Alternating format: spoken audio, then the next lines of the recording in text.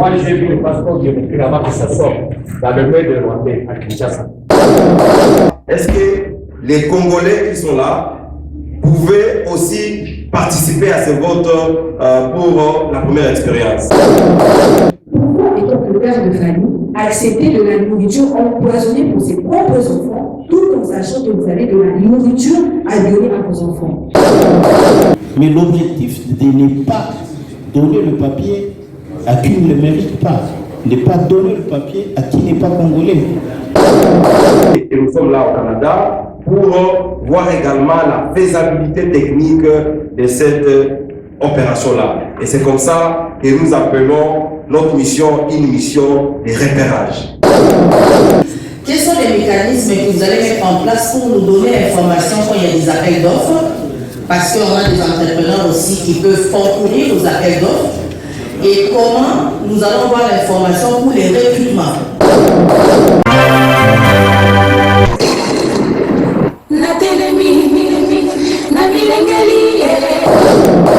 Bonjour la famille de MIV Groupe Le Rocher, j'espère que vous vous portez à merveille.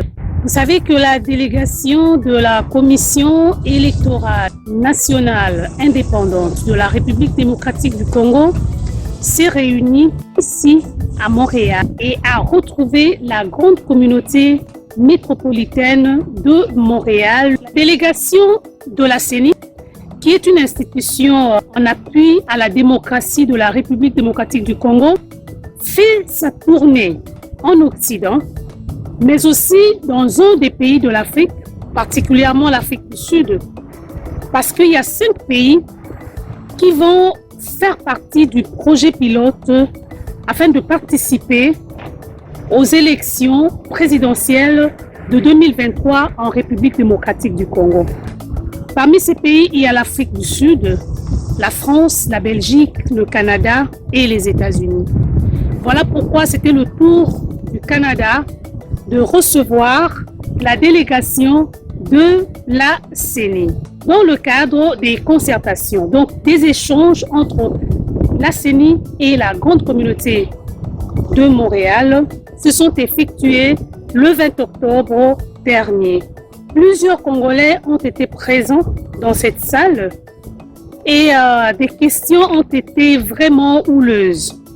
Les Congolais se sont montrés très intéressés et très préoccupés par l'évolution et la bonne marche de notre cher pays, la République démocratique du Congo. La CENI, à son tour, s'est montrée favorable à donner des réponses concrètes aux préoccupations des Congolais.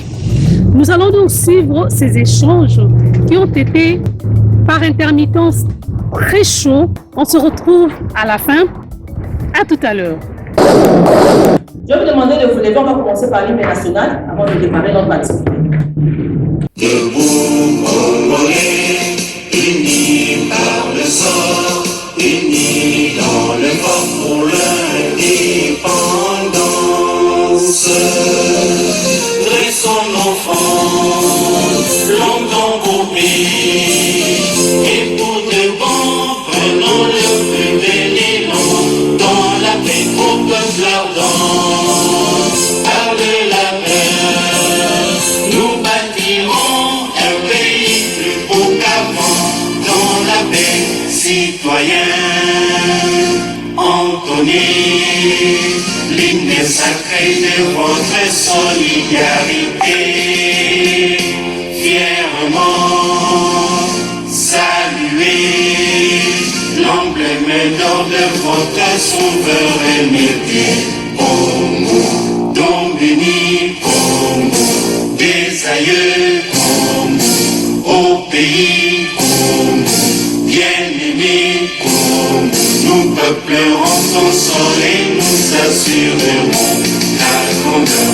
30 juin, au doux soleil, 30 juin, du 30 juin, jour sacré soit le témoin, jour sacré de l'immortel, serment de liberté, que nous léguons à notre postérité pour toujours. Merci beaucoup. Ce soir, nous avons une soirée d'échange entre la délégation, c'est une délégation mixte gouvernementale qui nous vient du Congo et la communauté congolaise de Montréal. Alors, je vais d'abord passer par les présentations.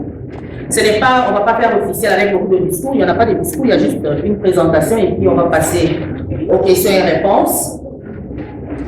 Monsieur le chef de délégation, nous avons monsieur le chef de délégation, monsieur Paul Mohindo. Monsieur Paul Mohindo était un ancien député national. Il a été député national pendant 2 ans, 2011 à 2018. Et puis, il a fait formation en gestion et administration des organisations électorales. Il est le rapporteur adjoint de la CENI. Merci. Nous avons l'ambassadeur Wabanga Kalebo Théo. L'ambassadeur Wabanga Kalebo Théo, c'est un diplomate de carrière.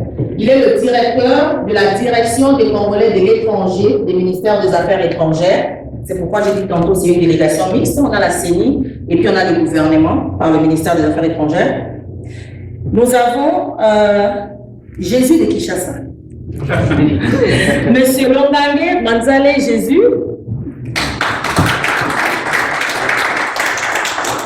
Lui, il est le directeur, donc le directeur de cabinet adjoint du bureau du président de la CENI, donc du bureau de M. Denis Kadima. Merci, monsieur Longange.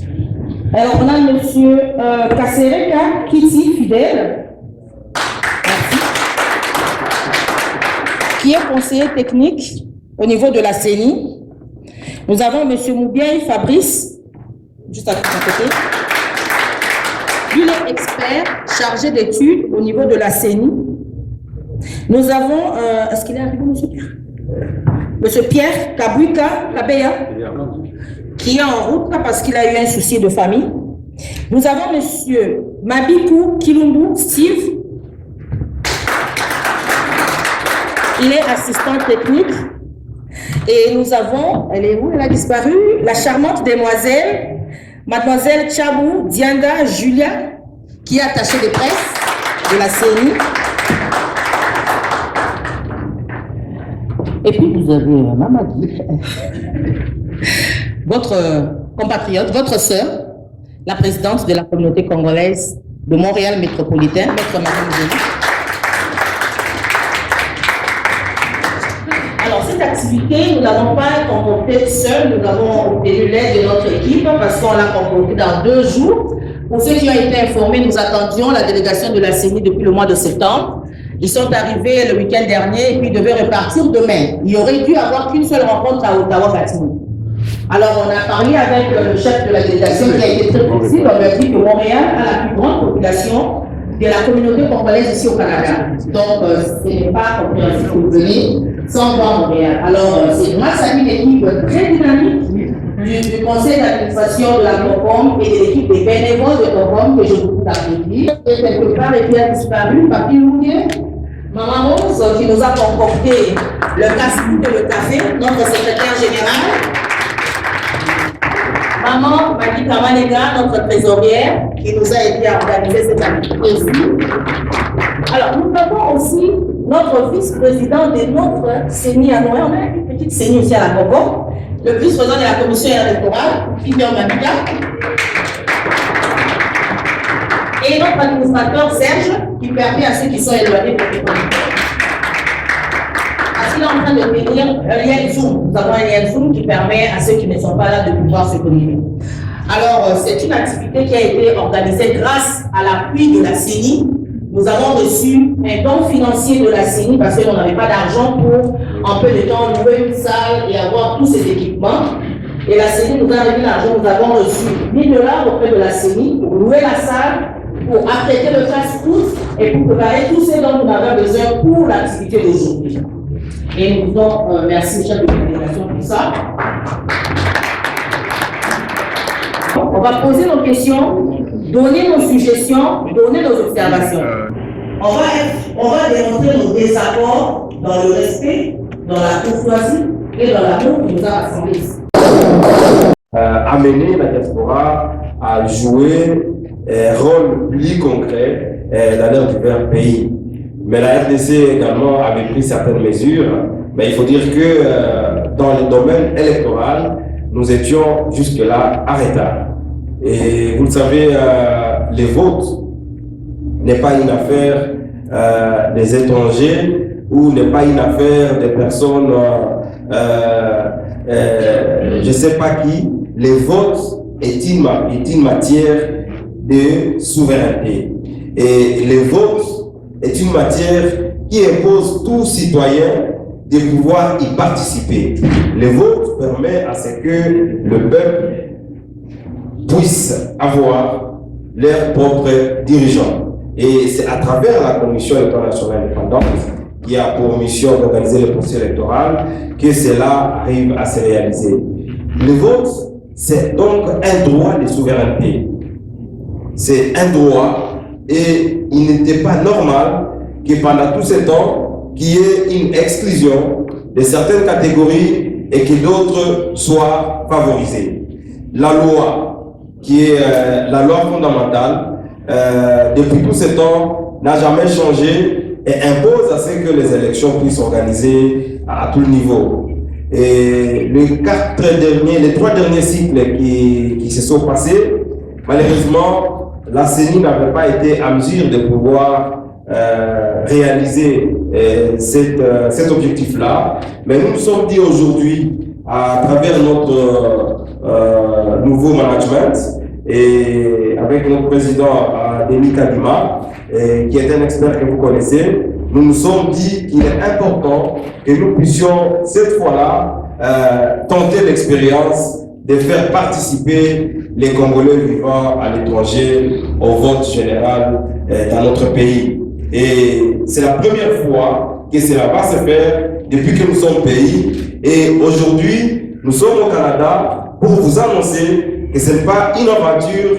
Nous allons pour la première fois organiser les votes et vous allez participer à ce vote. Vous serez donc le premier, n'est-ce pas, à prendre part à ce vote des Congolais vivant à l'étranger, parce que c'est votre droit et vous devez aussi être participant. On s'était dit que c'était important de commencer quelque part, parce que nous avons beaucoup de Congolais vivant à l'étranger. Mais est-ce qu'il fallait qu'on commence partout? Je disais, mais est-ce que nous pouvons prendre, par exemple, les Congolais qui vivent, qui sont proches de nous, qui sont en Angola, qui sont au Congo-Brazza, qui sont en Ouganda, qui sont au Rwanda? Est-ce que les Congolais qui sont là pouvaient aussi participer à ce vote pour la première expérience? Nous avions levé l'option de se dire que c'était vraiment risqué parce que connaissant les velléités qui existent entre nous et ces pays voisins, il fallait tenter l'expérience ailleurs. D'où le choix des 5 pays. Les 5 pays sont notamment les États-Unis, nous avons le Canada, nous avons la France, nous avons la Belgique, et puis en Afrique, nous avons l'Afrique du Sud. Alors, dans ces 4 pays, nous avons effectué déjà certaines missions pour voir la faisabilité, et aujourd'hui, nous sommes là, nous avons été, et nous sommes là au Canada, pour voir également la faisabilité technique de cette opération-là. Et c'est comme ça que nous appelons notre mission une mission de repérage. Ça signifie une mission qui nous permet de savoir comment le vote va se passer, où seront les bureaux et qui sont concernés par cela. Et voilà, c'est ça comme l'introduction de notre matière, et parce que nous allons parler juste de 2 points. C'est un échange, et dans nos jargons, nous appelons ça un cadre de concertation. Le cadre de concertation nous permet de partager et d'échanger les idées. Et le cadre de concertation nous permet d'améliorer nos systèmes. Parce que le système électoral, il s'améliore à chaque cycle. Et voilà pourquoi c'est l'honneur de vous avoir en face, parce qu'ensemble, on va non simplement répondre à certaines questions, mais nous aurons également besoin de certaines propositions qui vont appuyer, n'est-ce pas, le travail que nous sommes déjà en train de faire. Alors, cela me pousse à parler du premier point de ce soir, qui est, n'est-ce pas, le point qui concerne le processus électoral. Même si nous avions été installés avec Qatar de moins 28 mois, mais nous sommes donnés l'obligation cautionnelle de pouvoir tout faire pour arriver à organiser les élections dans les délais. Et ces élections, nous voulons et nous nous préparons pour les avoir à décembre 2023. Et cela, c'est conformément à une feuille de route que nous avions publiée en février 2022 et qui retrace l'ensemble de plusieurs activités jusqu'à décembre 2023. Et il y a des périodes dans la feuille de route. Je sais que beaucoup d'entre vous avez exploité cette feuille de route-là. Lorsque vous allez ce jour-là pour voter, il y a d'abord une opération importante que nous appelons la cartographie. La cartographie, c'est une opération qui nous permet d'identifier ou de localiser là que nous devons avoir les centres d'inscription. Et je dois quand même vous informer que cette opération, nous l'avons finie. Donc ça, c'est une des opérations importantes. Bonjour chers compatriotes. Bonsoir. Bonjour. Merci pour l'exposé qu'a fait le chef de la délégation. Mais j'ai été attiré par quelque chose de très important qu'il a dit, c'est qu'ils ont réduit les dépenses liées au matériel. Ça, c'est vraiment quelque chose à féliciter. Et ma question est la suivante. Est-ce qu'à partir de la CENI de cette fois-ci, on peut avoir le matériel qui permet de faire régulièrement au moins des cycles d'élections, au lieu qu'à chaque fois qu'il y a des élections au Congo, c'est toujours de l'argent dépensé pour le matériel. On dirait que chaque équipe qui vient a besoin d'avoir sa commission avant de partir. Merci. Qu'est-ce que vous avez mis comme disposition pour la solution des actes de la transmission des transferts des données, c'est-à-dire des différents lieux de vote au serveur central? Parce que pour l'amour du Congo, moi j'ai une solution dans ma poche immédiatement là, à pouvoir solutionner ce problème-là, pour pouvoir vous accompagner. Alors, pour cet amour encore, c'est beaucoup de choses à faire, mais dans ce domaine-là, voilà à quel niveau est-ce que moi je peux intervenir sur la transmission des transferts. J'ai une solution immédiate que je voudrais quand même travailler ensemble avec vous, et je suis prêt même aussi pour vous voler à descendre au Congo pour pouvoir implanter cette solution, parce que vous vous appelez. Merci beaucoup. Vous avez parlé de la question du budget. Vous avez reçu la promesse d'obtenir un financement pour les élections. Alors moi, j'aimerais savoir de quoi la CENI a besoin. Ça, c'est de deux.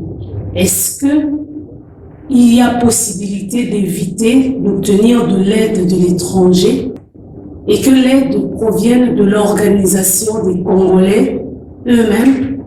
Troisième question, est-ce qu'on peut planifier l'organisation de l'aide des Congolais eux-mêmes pour le financement des élections au lieu de passer par les aides que vous attendez des étrangers? Merci beaucoup. Donc, 3 questions au niveau de MIV. Maître Gandou. Les auditoires devant vous, monsieur le chef de délégation, c'est composé généralement des personnes qui n'ont pas encore le passeport congolais. Et que, du coup, la question de l'irrévocabilité de la nationalité congolaise d'origine se pose. Parce que vous venez parler aux personnes qui ne peuvent pas déjà voter parce qu'ils ont perdu leur citoyenneté. Alors c'est pourquoi je voudrais que lorsque vous ferez votre feedback, que cette question importante puisse un jour revenir dans vos débats pour que d'abord que je sois en mesure d'aller voter moi aussi. Donc ma question c'est à ce niveau-là, comment pouvez-vous vous prendre, comment vous pouvez vous y prendre? Le deuxième volet, vous avez parlé, oui, vous avez parlé d'un estimé d'environ 100 millions de Congolais. Il se pose encore une autre question de recensement, et c'est des questions que les Congolais se posent, qui n'ont pas toujours été réglées. Comment vous allez vous y prendre en sachant pas combien vont voter et une partie de nos frontières n'est pas à notre contrôle? Moi, je fais partie de plusieurs commissions ici au Canada, au gouvernement pour les élections au gouvernement fédéral et aussi aux États-Unis. Je participais sur le groupe de travail de l'ancien Premier ministre Barack Obama sur le président. Qu'est-ce que vous mettez en stratégie pour augmenter le nombre de femmes aux postes de décision et aux élections de 2023? Je parle ici des femmes de la diaspora. Merci. Vous étant que père de famille, responsable de la République démocratique du Congo, vous savez très bien que l'aide étrangère n'est pas vaine. Okay? Et donc, moi, étant qu'entrepreneur, je sais qu'il n'y a rien pour rien. Pourquoi, si on a assez de financement pour notre propre vote, on doit accepter? Ce n'est même pas un crédit, vous avez bien vu, ce n'est pas un crédit, mais de l'aide extérieure. Pourquoi, étant que père de famille, accepter de la nourriture empoisonnée pour ses propres enfants, tout en sachant que vous avez de la nourriture à donner à vos enfants? Opposition aux questions, c'est en fonction de la reconnaissance faciale. Mon application fait la même chose aussi pour authentifier mes clients pour éviter les fraudes. Êtes-vous rassuré que lors de l'authentification des électeurs, est-ce que ces données-là que nous emmagasinons sont bien cryptées, sont bien protégées? Est-il possible de les utiliser encore par après dans les autres élections? Ce sont des éléments à tenir compte. Et nous sommes prêts à apporter des solutions gratuites parce que nous l'avons mis en place et nous l'utilisons par les Congolais. Merci. Vous avez dit que vous avez reçu 500 kits, vous allez recevoir 1000 très bientôt, et puis vous allez commencer la formation. Il nous reste juste 13 mois jusqu'aux élections. Est-ce que dans le vrai monde, êtes-vous réaliste qu'on arrivera à temps pour la formation, l'identification? Moi, j'ai peur qu'on ait glissement, mais vous fléchissez la Bible comme si on arriverait à temps. Merci beaucoup. Merci. Donc, question de temps, monsieur. Quels sont les mécanismes que vous allez mettre en place pour nous donner l'information quand il y a des appels d'offres? Parce qu'on a des entrepreneurs aussi qui peuvent concourir aux appels d'offres. Et comment nous allons voir l'information pour les recrutements? On a des compétences ici, nous voulons savoir en temps utile, voilà, la CENI va recruter en février. Envoyez vos CV où? Envoyez quoi comme information? Si vous pouvez nous partager ces informations et puis aussi on va en profiter. Merci. Je voudrais commencer à donner une réaction par rapport à votre question. C'est que d'abord la politique, genre aujourd'hui notre pays, dans les innovations de la loi électorale actuelle, la loi électorale actuelle, il y a ce qu'on appelle la caution sur chaque candidat. C'est que tout candidat qui dépose le postuler, son parti doit payer $1000 pour ceux qui sont les candidats à la députation nationale. Et même provinciale, il paye également la caution. Mais la loi a innové. Que lorsque sur votre liste électorale, vous présentez cette liste avec 50% des femmes, vous serez automatiquement exempté du paiement de la caution électorale. Et donc ça c'est un avantage important parce que je dis que la majorité des partis politiques vont et sont dans l'obligation d'avoir des candidats femmes ou des candidates sur leur liste, en fait de bénéficier de cette exemption que la loi leur offre. Donc ça c'est une bonne promotion du genre. Et la question des réfugiés, c'est un problème complexe. J'ai essayé d'échanger avec certains qui des fois ont des statuts, ils sont soit sous statut des HCR, ou ils sont sous d'autres statuts de la chose quelquefois. Et ces gens-là, lorsqu'ils arrivent même à l'ambassade, ils perdent leur statut des réfugiés. Alors, cette catégorie de personnes, elle est vraiment dans une situation complexe.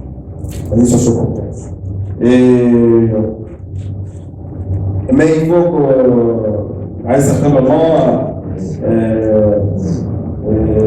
les politiques internes devaient davantage s'améliorer pour que les taux de réfugiés soient de plus en plus élevés. Je crois que comparativement au temps passé, il y en a moins actuellement, comme c'est qu'on est en train d'observer. Il y a Maître Ngambo qui a parlé du ressassement et d'un problème de sécurité. Il faut dire que je n'ai pas beaucoup développé cet aspect. J'ai dit que les kits que nous avons utilisés vont également servir pour les ressassements. Il y a l'Office national de l'identification de la population, en sigle que nous appelons ONIP. C'est que l'actuel gouvernement, avec l'actuel président, il a voulu à ce que cette fois-là, l'on puisse procéder au ressassement. Parce que tantôt je parlais de 100 millions d'habitants, et puis d'autres parlent de 80 millions, et puis il n'est pas dans les capacités, n'est-ce pas, de produire ne plus qu'une carte pour citoyens. C'est vraiment pas normal. Et c'est comme ça que nos kits d'armement vont également servir pour l'opération du ressassement. C'est que nous, comme CENI, on a fait ce qu'on appelle une mutualisation technique. Lorsque vous serez à relais, vous verrez, il y a ce que nous appelons la fiche 01, donc la F01. Cette fiche-là contient beaucoup d'informations comme celles que vous donnez lorsque vous demandez des passeports. Donc, lors de l'enrôlement, il y aura au moins 26 questions auxquelles chaque enrôlé devrait répondre. Parce que ces données-là vont directement servir à cet office qui, grâce à votre carte d'enrôlement que vous aurez, vous pouvez facilement aller vers eux et retirer votre carte de citoyen. Voilà donc cet aspect des choses. Dans tous ces milieux-là, mais nous croyons et nous comptons beaucoup sur les efforts du gouvernement, espérant bien que la paix va revenir incessamment et que nous serons dans la facilité de réaliser le vote dans tous les endroits de sécurité. Mais nous avons tourné les efforts, même à Béni, même à Nitouri, on est parvenu à CENI et parvenu à faire la cartographie dans tous ces endroits-là.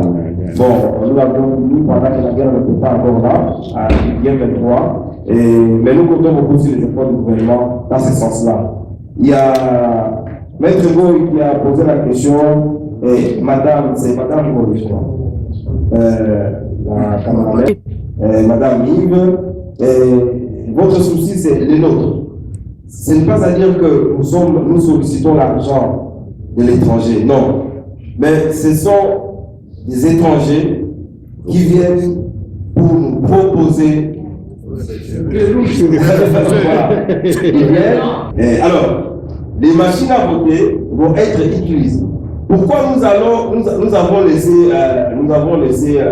les ordinateurs? Parce que les ordinateurs sont vraiment très volables. Mais un kit dédié ne peut pas faire autre chose que sa tâche. Et c'est ça, c'est une méthode de rationalisation. S'agissant de passeport, de l'emploi de passeport, il est bien vrai que pour quelques cas, nos passeports se retrouvent entre les mains des étrangers. Mais depuis qu'on a instauré la biométrie, je crois que les statistiques ont sensiblement baissé parce qu'on triche de moins en moins. Au niveau de Kinshasa, je pense que la tricherie peut se faire en dehors du pays. Mais au niveau de Kinshasa, pour obtenir un passeport, il faut il y a le service, la direction de l'identification de l'ANER qui examine les dossiers. C'est après examen à l'ANER, donc à la direction de l'identification, que les affaires étrangères sont autorisées à octroyer le passeport.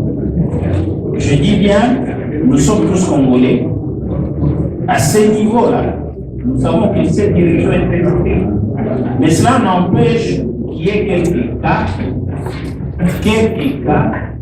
qui échappent au directeur que je connais personnellement et qui est très rigoureux. Moi, j'ai vu le passeport biométrique avant que ça sorte dans le mail de Rwandais à Kinshasa. Parce que quand on a déposé cette histoire, qui était ministre des Affaires étrangères, je connais cette boîte-là. Mais depuis que la biométrie existe, je vous dis, avant que ça sorte, nous avons vu déjà avec ce passeport. Moi, je le vis dans le mail d'un étranger. Et j'en ai d'autres. S'il vous plaît, on ne va pas faire un dialogue avec les intervenants. Je dis bien. Laissez-les répondre, s'il vous plaît. Il n'y a pas de règle sans exception, mais nous sommes tous nationalistes. Je connais qui est directeur à l'ANER, le directeur chargé de l'identification. Je sais combien il est rigoureux. Si ces services arrivent à tromper son attention, c'est des choses qui arrivent. Mais nous savons que nous faisons un effort tous pour ne pas donner la chance aux étrangers d'avoir ce passeport. Merci. Merci. Je voudrais répondre à la question sur le financement extérieur. Il faut savoir que la plupart des pays qui viennent financer, ils ne financent pas les opérations créées. Souvent, ils viennent dans le cadre de la sensibilisation. Mais lorsqu'ils parlent, lorsqu'ils passent à la télévision, pour eux, ils savent qu'ils ont financé les élections. Et par le passé, ces pays où les organisations, les PDF comme on les appelle, prenaient contact avec certaines structures pour faire des actions de sensibilisation, et même le message de sensibilisation n'était pas contrôlé. Mais cette fois-ci, la CENI a voulu que tout soit en ordre. Nous n'avons pas à intervenir dans leur financement, mais le message, les outils utilisés, que ce soit au moins des outils et des messages contrôlés par la CENI. Donc, ils ne sont pas là pour financer les élections. Bon, la sensibilisation fait aussi partie des élections, mais c'est vraiment une action, je dirais, un peu indirecte. Mais il s'est fait aussi que nous rencontrons des difficultés, par exemple, dans le déploiement. Okay? Nous n'allons pas refuser à un pays qui accepte de nous donner, par exemple, des emplois. Et c'était à un coût. C'est comme ça que lorsque un pays accepte, par exemple, de donner des avions, et le Congo a la dimension d'un continent, vous savez aussi, lorsqu'un pays accepte, par exemple, de nous aider à donner, par exemple, des avions pour déployer le matériel, en tout cas, il faut se dire que dans leur pays, ils sont comptabilisés. Donc, c'était ça ma contribution, mais ils n'interviennent vraiment pas dans les opérations réelles. Et donc, pour ce qui concerne les grandes opérations de vote, des grandes opérations et de processus, ces opérations sont financées par le gouvernement congolais. Et le cadre de concertation signifie que lorsque vous avez une suggestion, vous pouvez également donner la suggestion comme d'autres l'ont fait. Et c'est important de savoir que votre suggestion sera prise en compte à un certain moment. Et donc, on n'est pas contre les propositions positives, elles sont les bienvenues. Jusqu'à présent, seul le gouvernement est en train de financer le processus électoral. Le transfert de la technologie, c'est aussi un aspect important nous avons des experts informaticiens que nous avons un centre national de traitement des données, mais nous sommes aussi intéressés à votre contribution. Je crois que nous allons après ici échanger avec vous.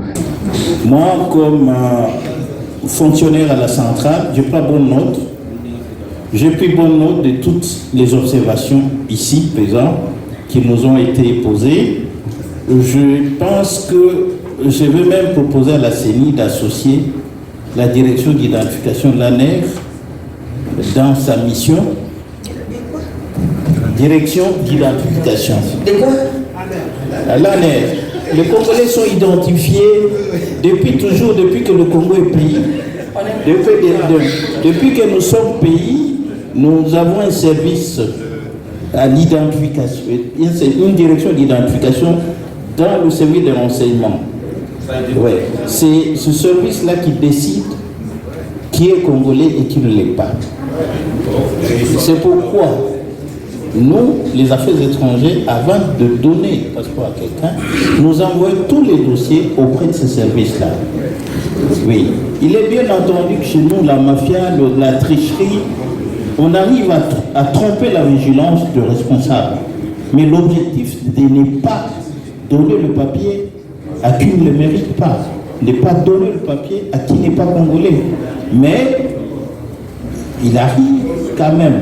Mais je dis bien que depuis quelque temps, la tricherie a baissé avec la biométrie. Donc j'ai pris bonne note de toutes ces observations. Et ici, à chaud, je vous dis, je vais demander à ce qu'on associe, que la CENI puisse associer quelqu'un de cette direction-là pour éviter que les non-congolais ne participent pas au vote. Parce qu'ils sont bien outillés pour ça. Merci. Merci beaucoup. On va clôturer. Notre délégation va nous prendre en congé. Merci. Comme vous pouvez le constater, il y a plusieurs questions qui se posent. Nous n'avons pas pu tout filmer, tout enregistrer non plus. Il y a eu beaucoup de questions très pertinentes et la CENI a été très enchantée de pouvoir constater que la communauté de Montréal est très engagée dans son souci de voir notre Congo se relever. Il n'y avait pas suffisamment de temps non plus pour que les questions soient traitées de manière plus approfondie. Il y a eu quand même beaucoup de préoccupations qui sont restées sans réponse. On espère que l'organisation ira beaucoup mieux à l'avenir parce que tout le monde était coincé par le temps, que ce soit du côté de la délégation de la CENI que du côté de la communauté congolaise de Montréal. En même temps, nous profitons pour souhaiter bon vent à notre Congo. Nous espérons vraiment qu'il y aura des améliorations par rapport à ce que nous sommes en train de vivre encore aujourd'hui, malheureusement. Continuez à suivre votre chaîne MIF Groupe Le Rocher pour la sensibilisation, la conscientisation, l'éducation, le développement économique de notre communauté, mais aussi la restauration de la dignité humaine dans tout son sens. C'était MIF La Grande Royale. Procurez-vous également des produits de la marque MIF, comme les bijoux que je porte, la chemise, ainsi que d'autres accessoires de la marque aux 3 lettres MIF pour soutenir votre chaîne. À la prochaine!